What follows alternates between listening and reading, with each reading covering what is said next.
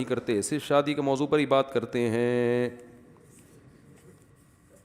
ہم تو دعوت دے رہے ہیں اتنے بڑے چیلنجر کو جو سارا دن بیٹھ کے چیلنج ہی کرتا رہتا ہے, کسی کے بابے کے پاس اس کا جواب نہیں ہے. ہم کہہ رہے ہیں یار ایک دفعہ ہمارے سامنے, میں اپنے خرچے پہ آؤں گا, جہلم آؤں گا, آپ کے پاس بیٹھوں گا, یہ جو پرچیاں لوگ آپ کو لکھ کے دے رہے ہیں نا, ایک میں لکھ کے دوں گا پرچی, اس کا جواب چاہیے.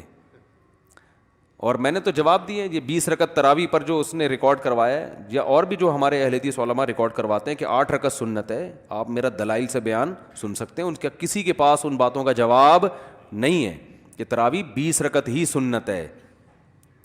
تو 8 رکعت تو کسی حدیث میں ہے ہی نہیں. ایک موطا امام مالک کی ضعیف حدیث ہے جس کے خلاف موطا میں خود حدیث موجود ہے, اور امام مالک کا خود اس پہ فتویٰ نہیں ہے. اس 8 والی کو یہ پیش کرتے ہیں, اور جس راوی سے ہے وہ خود 20 بھی بیان کر رہا ہے دوسری جگہ پر. تو یہ تو زیادتی ہے کہ آپ 8 والی بیان کر رہے ہیں, وہی راوی جب 20 والی بیان کرتا ہے تو اس کو حذف کر دیتے ہیں. اور اس حدیث پر کسی ایک صحابی کا بھی عمل بھی نہیں ہے. اگر وہ 8 سنت ہوتی تو کوئی ایک صحابی ضعیف سند سے دکھا دو کہ اس نے خلفائے راشدین اور تابعین کے دور میں 8 رکعت, میں تو کہتا ہوں صحابہ سے دور کی بات, 200 سال پہلے روئے زمین پر دکھا دو کسی نے 8 رکعت پڑھی ہو. اور ہم آپ کو علماء کے حوالے دیں گے, پوری روئے زمین پر 20 رکعت سے کم, صدیوں سے 1 رکعت بھی کم نہیں ہوئی ہے تراویح. تو اجماع امت خود ایک بہت مضبوط دلیل. اس سے پتہ چلتا ہے 8 رکعت والی حدیث جو آپ تراویح پہ فٹ کرتے ہو وہ تراویح کی ہے ہی نہیں. تو اب آپ نے تکلف سے کام لیا کہ تراویح اور تہجد کو ایک قرار دینے کے لیے ایڑی چوٹی کا زور لگا دیا. بھائی حدیث ملتی ہے ہمیں تہجد پہ, اور کوئی 8 رکعت ہمیں ملتے ہیں تہجد پہ. ہم پوچھتے ہیں کہ یہ تو تہجد ہے, یہ تراویح تھوڑی ہے. تو اب آپ کے پاس تراویح پر چونکہ دلیل نہیں ہے 8 رکعت کے, تو آپ نے کہا یہی کس کی دلیل ہے؟ تراویح کی دلیل ہے. تو یہ بالکل ایسا ہی ہے کہ جب آپ کے پاس اپنے دعوے کو بیان کرنے کے لیے کوئی دلیل نہیں ہوتی, تو آپ جو چیز دلیل نہیں ہوتی نا اس کو دلیل قرار دے کے اس پہ فٹ کرنا شروع کر دیتے ہو, اور آپ ان دونوں چیزوں کو ایک ہی چیز کا نام دے دیتے ہو. مثال کے طور پر وسیم بھائی نے مجھ سے 1 لاکھ روپے لیے. اب میرے پاس کوئی گواہ نہیں ہے کہ میں یہ ثابت کروں کہ وسیم بھائی نے کیا لیا مجھ سے 1 لاکھ. گواہ جو میرے پاس وہ ہیں وہ سلیم بھائی کے ہیں کہ 1 لاکھ روپے سلیم نے لیے ہیں. میں نے عدالت میں گواہ پیش کی, انہوں نے ثابت کیا کہ سلیم بھائی نے مفتی سے 1 لاکھ روپے لیے ہیں. عدالت کہے گی نا کہ سلیم نے لیے ہیں, دعویٰ کس پہ کر رہے ہو؟ وسیم پہ. تو میں کہوں وسیم اور سلیم ایک ہی آدمی کے 2 نام ہیں. تو عدالت کہے گی یہ پہلے سے چلے آ رہے ہیں یا آپ نے کیا ہے؟ تو اگر پہلے سے ہیں تو پھر تو ٹھیک ہے, لیکن اگر آپ نے کیا ہے پھر یہ معتبر نہیں ہے.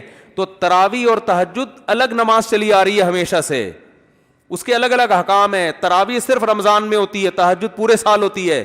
تراویح نبی نے 3 دن پڑھ کے چھوڑ دی تھی, تہجد پوری زندگی پڑھی ہے. تراویح کی جماعت حضرت عمر نے قائم کی ہے, تہجد تو ہمیشہ سے ہوتی چلی آ رہی ہے. تراویح پوری دنیا میں عشاء کے بعد پڑھی جاتی ہے, تہجد رات کے آخری حصے میں پڑھی جاتی. تہجد میں اتنی بڑی جماعت جائز نہیں ہے. لوگ کہتے ہیں اس کی کیا دلیل ہے اتنی بڑی جماعت جائز نہیں ہے؟ اس لیے کہ نبی نے پڑھی نہیں ہے, اس لیے جائز نہیں ہے. تہجد میں نبی صلی اللہ علیہ وسلم کے ساتھ بعض دفعہ 1 2 صحابی 3 صحابی ہو گئے, اس سے زیادہ کبھی نہیں ہوئے. اس میں اعلان نہیں ہوا کہ آؤ میں تہجد پڑھ رہا ہوں پورا مدینہ جمع ہو جائے, ایسا نہیں ہے. جبکہ تہجد میں اعلان ہوتا ہے, لوگ رش لگ جاتا ہے, پبلک آ جاتی ہے, اعلان ہوتا ہے اتنے بجے ہمارے یہاں تراویح کی نماز شروع ہوگی.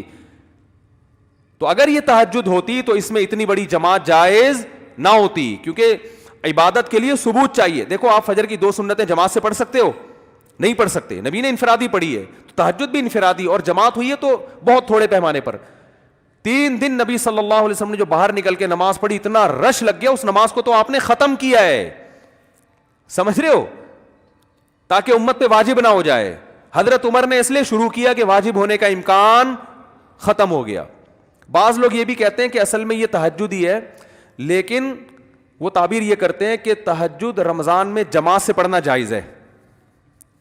بس یہ ہو گیا کہ حضرت عمر سے پتہ چل گیا کہ تہجد عام دنوں میں انفرادی ہوگی اور رمضان میں کیا ہوگی؟ جماعت سے ہوگی. تو ہمیں جماعت سے تہجد پڑھنے کی پرمیشن مل گئی رمضان میں. تو اس کی بھی آپ کے پاس کوئی دلیل بولو بھائی؟ یہ بھی دعویٰ برائے دعویٰ ہے اگر یہ رمضان یہ وہی ہے تہجد ہے جس کو رمضان میں جماعت سے پڑھنے کی پرمیشن مل گئی ہے, تو پھر سوال یہ پیدا ہوتا ہے کہ نبی سے تو آپ کہتے ہو 8 رکعتیں ثابت ہیں, تو صحابہ نے جب جماعت کی نماز میں نبی کو فالو کیا اور حضرت عمر کو فالو کیا, حضرت عمر کو صحابہ نے فالو کیا کہ جماعت سے پڑھنے کی پرمیشن حضرت عمر نے دے دی ہے تو ہم پڑھیں گے, تو رکعتوں میں آپ حضرت عمر کو فالو کیوں نہیں کر رہے؟ بھائی نبی نے تو 3 دن پڑھ کے ختم کر دی, تو نبی کو دیکھنا تو آپ ختم کرو اس جماعت کو. اگر آپ خلیفہ راشد کی وجہ سے تراویح کو کہہ رہے ہو جماعت سے یہ تہجد جائز ہے, تو تہجد کہہ لو تھوڑی دیر کے لیے اس کو, حالانکہ تہجد ہے نہیں, اس کی میں ابھی ایک دلیل دیتا ہوں مضبوط. تو اگر اس کو تہجد کہہ لو آپ, تو پھر رکعتوں میں آپ حضرت عمر کو فالو کیوں نہیں کر رہے؟ آپ پھر موطا امام مالک کی حدیث دیں گے کہ ہم نے جماعت میں حضرت عمر کو فالو کرتے ہیں, رکعتوں میں بھی حضرت عمر کو فالو کر رہے ہیں, کیونکہ موطا امام مالک میں حضرت عمر نے 8 رکعتیں پڑھائی تھی. تو اس کا میں جواب دے چکا ہوں, وہ حدیث ضعیف ہے اضطراب کی وجہ سے, کیونکہ اس کا راوی کہیں 20 بیان کرتا ہے کہیں 8. اور دوسری دلیل اس کے ضعیف ہونے کی ہے, امام مالک نے خود اس کو حدیث کو فالو نہیں کیا. تیسری اس کے ضعیف ہونے کی دلیل ہے کہ حضرت عمر نے 8 پڑھائی ہوتی تو پورے ذخیرہ حدیث میں کوئی ایک ضعیف سند سے آپ دکھا دیں کہ کسی صحابی نے 8 رکعت تراویح پڑھی ہو. تو یہ کیا بات ہے؟ صحابہ ایک طرف تو خلیفہ مومنین کے اتنے حریص ہیں کہ نبی نے جماعت سے نہیں پڑھی, لیکن صحابہ کہہ رہے ہیں حضرت عمر نے چونکہ جماعت سے پڑھوائی, اور رکعتیں صحابہ اپنی طرف سے شروع کر دیں. اور ہم آپ کو بہت سارے صحابہ سے حوالے دکھا سکتے ہیں جو کتنی پڑھتے تھے, 20 پڑھتے تھے, جس میں نے سندوں کے ساتھ پیش کی, اور پڑھتے یہی وجہ ہے کہ چاروں اماموں کا فتویٰ ہے کہ کتنی ہے, کم سے کم 20 ہیں. اور رہا یہ مسئلہ کہ تراویح تہجد الگ الگ ہے, یہ محدثین کی اصطلاح کے حساب سے بھی غلط ہے, کیونکہ تراویح کو امام بہقی اور جتنی حدیث کی کتابیں ہیں نا صدیوں پہلے, انہوں نے اس نماز کو تراویح کا نام دیا ہے. کیا نام دیا ہے؟ تراویح. اور تراویح کا جو لفظ ہے نا وہ 8 رکعتوں پر فٹ ہی نہیں بیٹھتا ہے. اس کا جواب بھی انجینئر صاحب پی گئے ہیں بڑی ڈھٹائی کے ساتھ ماشاءاللہ پورا گھون, کیونکہ ترویحہ جو ہے نا, یاد رکھو ترویحہ 4 رکعتوں کو کہا جائے, یہ بھی حدیث سے ثابت ہے. میں نے اپنے کلپ میں حدیثوں کے حوالے سے یہ ریکارڈ کروایا ہے پوری بات, کہ صحابہ یعنی اسلاف جو ہے نا, صحابہ اور تابعین, اس نماز کو تراویح کیوں کہتے ہیں. سوال پیدا ہوتا ہے یہ لفظ حدیث میں ہمیں نہیں ملتا تراویح کا. اب سوال یہ پیدا ہوتا ہے کہ جب نہیں ملتا تو صحابہ نے اس کو تراویح کا نام کیوں دیا؟ تابعین نے, شروع سے اس کو تراویح کہا جا رہا ہے نا, اور تمام محدثین اس پہ باب کیا باندھتے ہیں؟ تراویح کا. تو سوال یہ پیدا ہوتا ہے کہ اس کو صحابہ نے تراویح کا نام کیوں دیا؟ اس کا محدثین جواب یہ دیتے ہیں, آپ حدیث کی کتابوں میں دیکھ رہے ہیں, میں نے پورے حوالوں کے ساتھ, یہ آڈیو کلپ ہے میرا, ریکارڈ ہوا ہوا ہے, انٹرنیٹ پہ پڑا ہوا ہے. اس لیے نام دیتے ہیں کہ ترویحہ کہتے ہیں 4 رکعتوں کو. کیوں کہتے ہیں؟ ان کی عادت تھی اسلاف کی کہ 4 رکعتوں کے بعد تھوڑا ریسٹ کیا کرتے تھے, 4 رکعتوں کے بعد تھوڑا آرام. تو ترویحہ دیکھو, مروحہ عربی میں پنکھے کو کہتے ہیں, یہ آپ کو ہوا دیتا ہے نا, ریسٹ دیتا ہے. ابے کیا ہو گیا آپ کو, میں پوری لغوی تحقیق بتا رہا ہوں کہ ترویحہ روح سے نکلا ہے, روح, ریسٹ دینا کسی کو. تو وہ اس حدیث کی کتابوں میں لکھا ہے کہ اسلاف جو ہیں 4 رکعتوں کے بعد کیا کرتے تھے؟ تھوڑا آرام. تو اس لیے 4 رکعت کو انہوں نے ترویحہ کا نام دے دیا. سمجھ میں آ رہی ہے بات؟ اب 4 رکعت کو ترویحہ کا نام دیا, تو اگر 8 رکعتیں ہوتی تو پہلی بات تو یہ کہ 4 کے بعد آرام کر کے 4 پڑھ لیتے تو ایک ہی دفعہ آرام کی نوبت آتی نا. کیا خیال ہے؟ 2 ترویحیں ہو جاتے نا. تو 2 ترویحوں کو ترویحتین کہا جاتا ہے. تراویح بولتے کیوں نہیں؟ لفظ ہی نہیں بیٹھتا. صحیح ہے نا, لفظ ہی. اگر صحابہ میں 8 کا معمول ہوتا نا تو وہ 2 ترویحیں تھوڑی پڑھتے, اگر پڑھتے تو وہ اس کو ترویحتین کہتے, 2 ترویحیں. اور 3 ترویحوں کو بھی تراویح نہیں کہا جاتا, کیونکہ یہ پلورل ہے عربی میں, اور یہ جمع اقصا ہے. بہت زیادہ ترویحیں ہوں گے تو ان کو تراویح کہا جائے گا. بہت مشکل ہے. جمع اقصا ہے نا, آپ کسی بھی عربی گرامر کے نحو کے طالب سے پوچھے, جمع اقصا کا اطلاق یہ جمع کثرت ہے, جمع کثرت. یہ 3 پہ اطلاق نہیں, زیادہ ہوں تو اس سے پتہ چلتا ہے کہ 12 رکعتیں بھی تراویح نہیں ہیں, کم 12 سے بھی زیادہ ہے.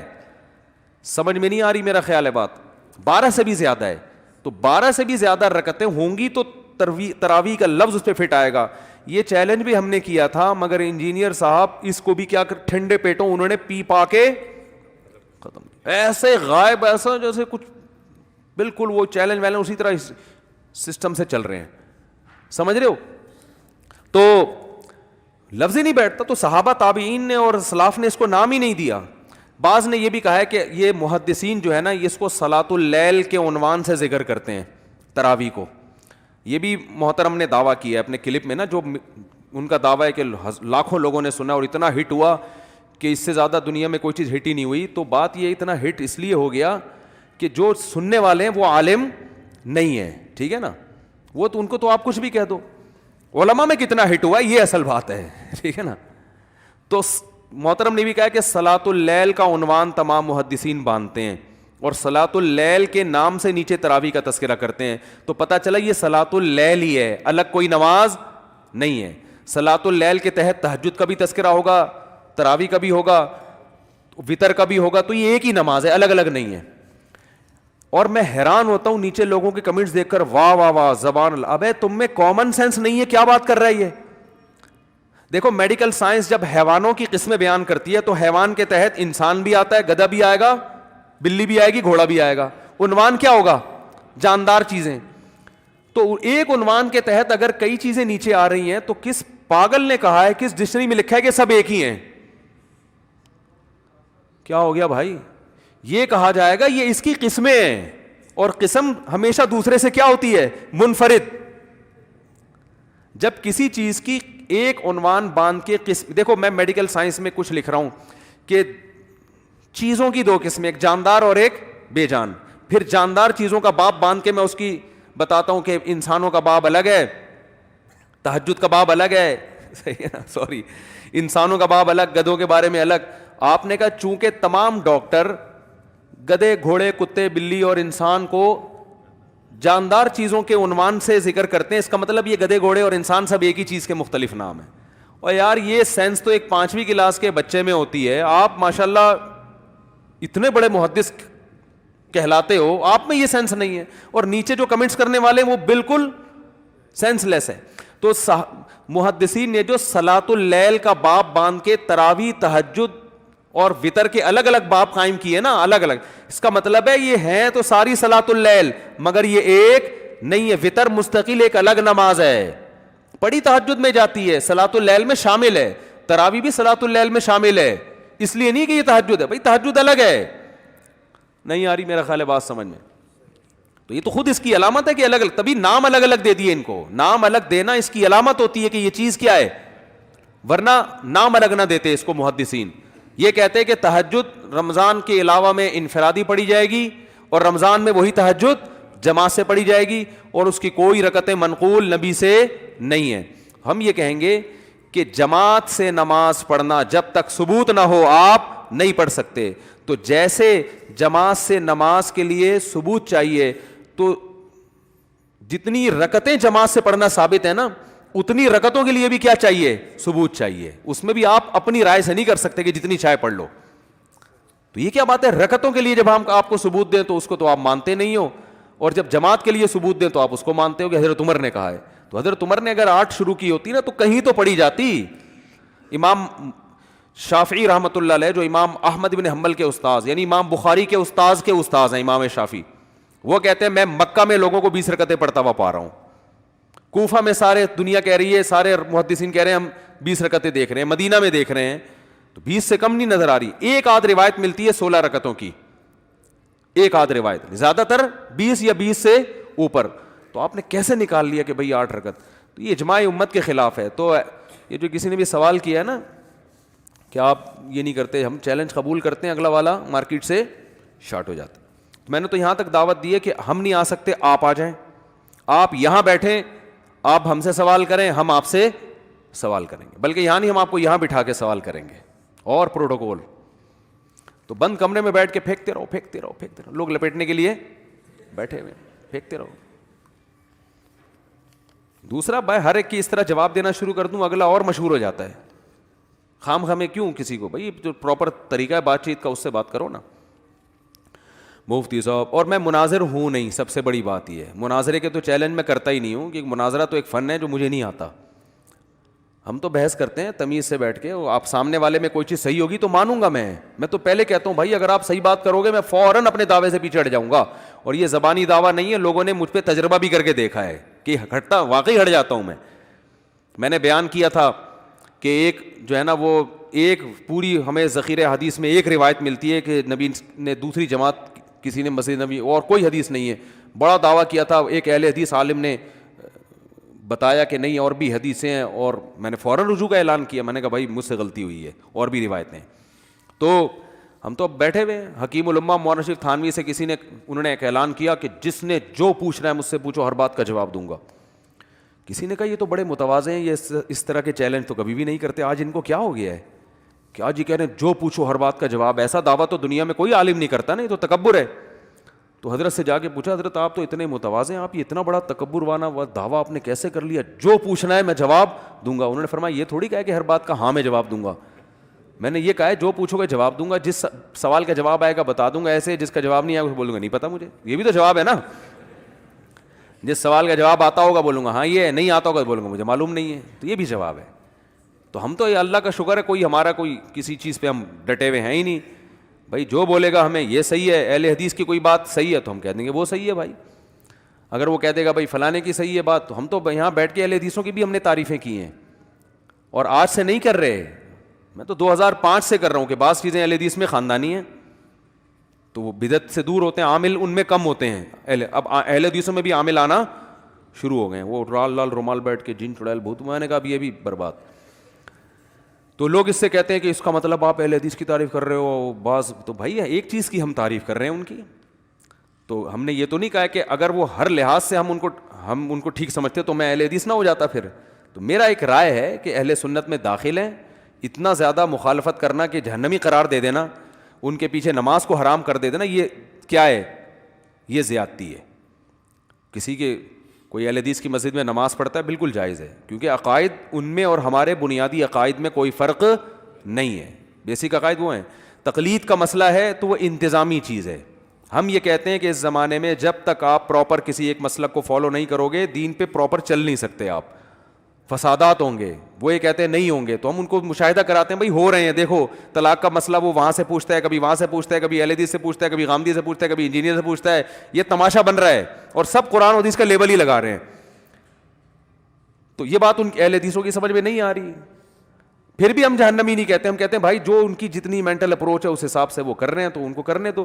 جب تک کوئی قرآن و حدیث کو فالو کرے گا تو آپ اس کو جہنمی نہیں کہہ سکتے, وہ جنتی ہے. باقی ہر آدمی کے سوچنے کا اسٹائل کیا ہوتا ہے, دوسرے سے ڈفرینٹ ہوتا ہے. ہمارے کو جب کوئی مشورہ دیتا ہے نا, حضرت مشورہ قبول نہیں کرتے. حضرت کہتے جب بحث ہوتی ہے حضرت فرماتے ہیں بھائی میں اپنی کھوپڑی سے سوچتا ہوں, میں آپ کی کھوپڑی اگر میری کھوپڑی میں لگی ہوتی تو میں اس حساب سے سوچ رہا ہوتا, کیونکہ اللہ نے میری کھوپڑی آپ کی کھوپڑی سے الگ بنائی ہے تو ہم اپنی کھوپڑی کے حساب سے. تو ہمیں اہل حدیث کو اپنا دوست بھائی کہنے کے باوجود ہم کہتے ہیں آپ کے منہج سے ہمیں اختلاف ہے. اس لیے نہیں کہ قرآن و حدیث ہے, اس لیے کہ آپ نے پوری امت کو بے لگام اونٹ کی طرح بنا دیا ہے. ہر آدمی مفتی بن کے قرآن حدیث کے نام پہ فتوے دے رہا ہے. اس لیے جو صدیوں سے قرآن و سنت کی ریسرچ ہو چکی ہے اور جو فقہ مرتب ہو چکے ہیں, تمیز عافیت اسی میں ہے کہ ان میں سے کسی ایک کو فالو کیا جائے. اور یہ صرف ہماری بر صغیر کے علماء کی رائے نہیں, عرب میں بہت بڑے بڑے علاموں کی یہی رائے ہے. سعودی عرب میں آج بھی حنبلی مسلک کے لوگ زیادہ ہیں اور وہ ایک مسلک کو فالو کرنے کو لازم قرار دیتے ہیں آج بھی. لیکن جو سرکاری سطح پہ جو علماء ہیں وہ زیادہ تر سلفی ہیں, تو اس لیے لوگوں کے سامنے ان کا امیج زیادہ آتا ہے. ورنہ سعودی عرب میں تو اب بھی بہت سارے مدارس ہیں جو فقہ حنبلی کو فالو کرتے ہیں. اچھا جو سلفی علماء ہیں وہ بھی حنبلی, وہ بھی ایسا نہیں ہے کہ چاروں فقہ سے بالکل ہی آزاد ہے, وہ بھی حنبلی بیسیکلی. شیخ بن باز فقہ حنبلی کو فالو کرتے تھے, جو اتنے بڑے سلفی عالم تھے. تو اس لیے ہم اہل حدیث سے کہتے ہیں کہ بھائی یہ امت کیا ہو جائے گی, بے لگام اونٹ, خواہشات کو فالو کرے گی. تو اگر وہ مان جائیں ٹھیک ہے, نہیں مانے تو اب کیا کر سکتے ہیں, ہم اپنی کھوپڑی سے آپ اپنی کھوپڑی سے. باقی اس بیس پہ ہم جہنمی نہیں کسی کو قرار دیتے. ہم یہ نہیں کہتے کہ وہ اہل سنت سے خارج ہے. ہاں جو متشدد ہے وہ خارج ہے اہل سنت سے, لیکن پھر وہ دیوبندیوں میں بھی متشدد اہل سنت سے کیا ہے,